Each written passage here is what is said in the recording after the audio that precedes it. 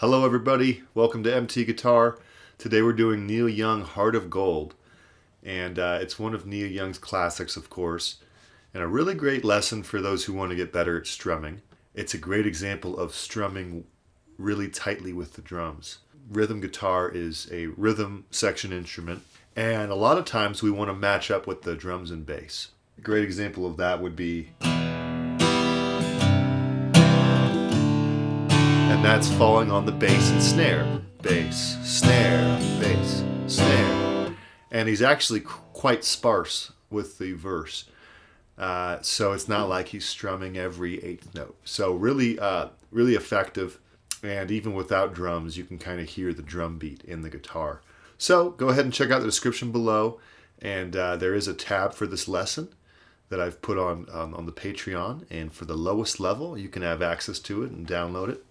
And it also helps support the channel and support me, so I really appreciate you checking it out. Other than that, let's get started in this lesson, and I'll break it down for you note for note. Alright, so we're in standard tuning. And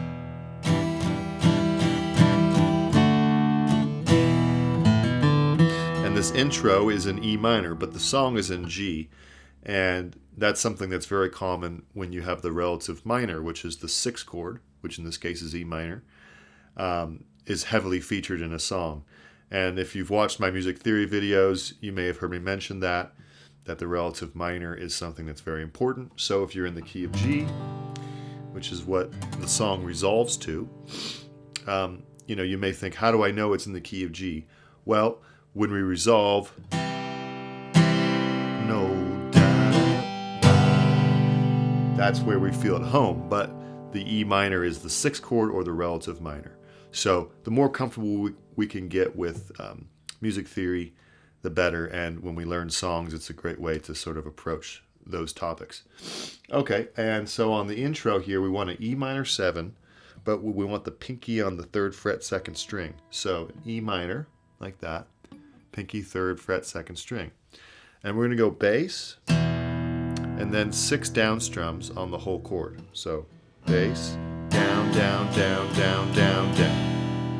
Another way to think of it is 1, 2, and 3, and 4, and. It's very important to understand, what beats and off beats the strumming pattern will lie over. That'll help a lot. So 1, 2, and 3, and 4, and then D chord, 1, 2, and then a quick E minor. And then O2, hammer on, 5th string, O, 4th string, 2nd fret, 4th string. That's the little riff there. So the whole thing.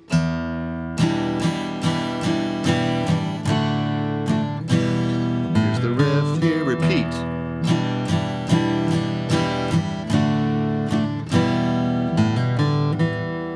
Okay, good.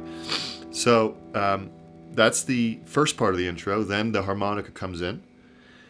It's just a regular E minor chord. And it's a lot of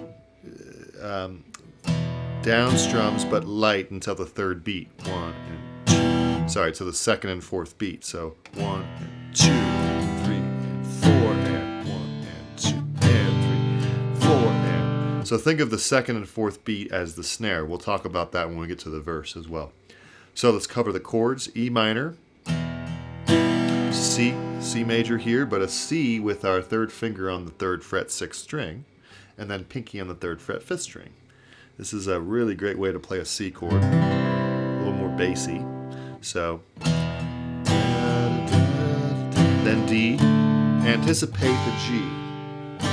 So let's cover that. So with counting the beats. 1 and 2 and 3 and 4 and 1 and 2 and 3 and 4 and. Okay, repeat.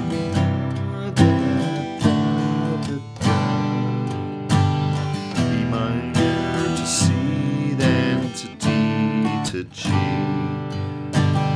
Okay, that's 4 times, and then one more intro riff where we do that E minor 7. So one more time of that.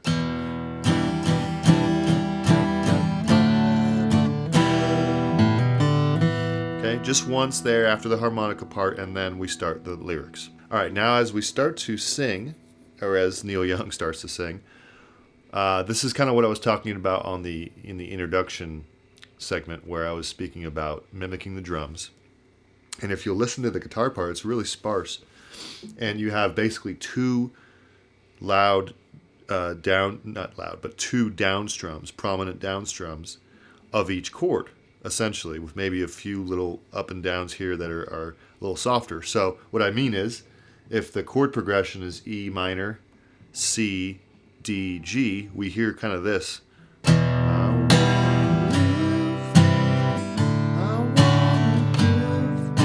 So what we're hearing is bass, or the three bass strings, and then the whole chord on the second beat. So first beat, second beat, then a C chord, third beat bass, fourth beat snare. So one, okay,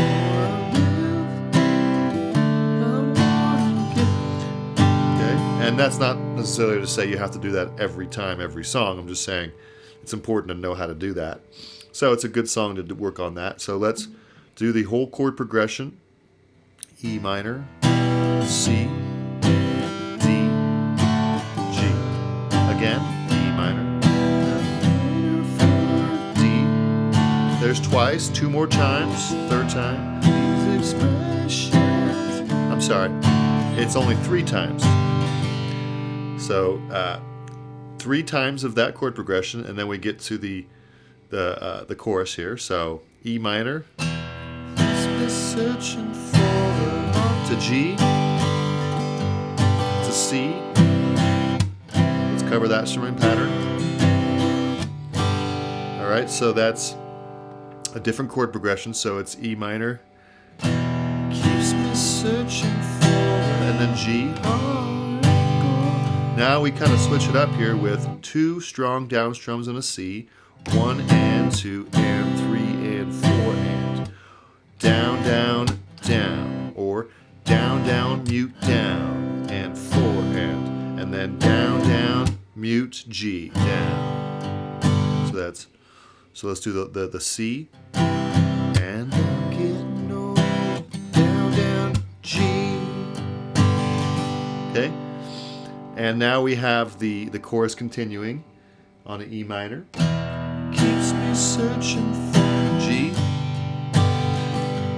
And then C again, same thing. Alright. E minor, harmonica solo. So that's actually the entire form as far as all the parts. It just repeats, and you have another verse, another chorus, etc., another harmonica solo. And I'll say one more thing on this intro, if you want to spice it up just a teeny bit more on this E minor 7 part. What I'm doing there is, not totally necessary to do if you don't want to, but you can try it out, is I'm barely muting after every down strum, and it's kind of providing this effective movement, which, Neil Young is doing in the recording as well. So it's like, watch my left hand there. See how the fingers are kind of going up and down? It's starting with it pressed down. I strum, I release.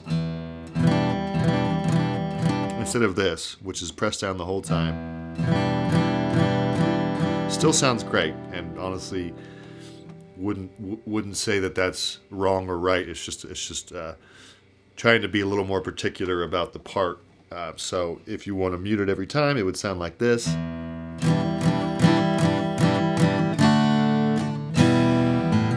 Gives a little bit of tension, and it's released when we get to that D to E minor. Speaking of tension, when you have an E minor 7, it never will quite feel fully at home. So if you have an E minor 7, the reason it goes from E minor 7 to D to E minor, it's because we feel that tension and release. So the muting is just it's sort of a extended technique, a little bit about giving a little bit of tension and feeling of, well, it's not quite at home yet. So something to consider.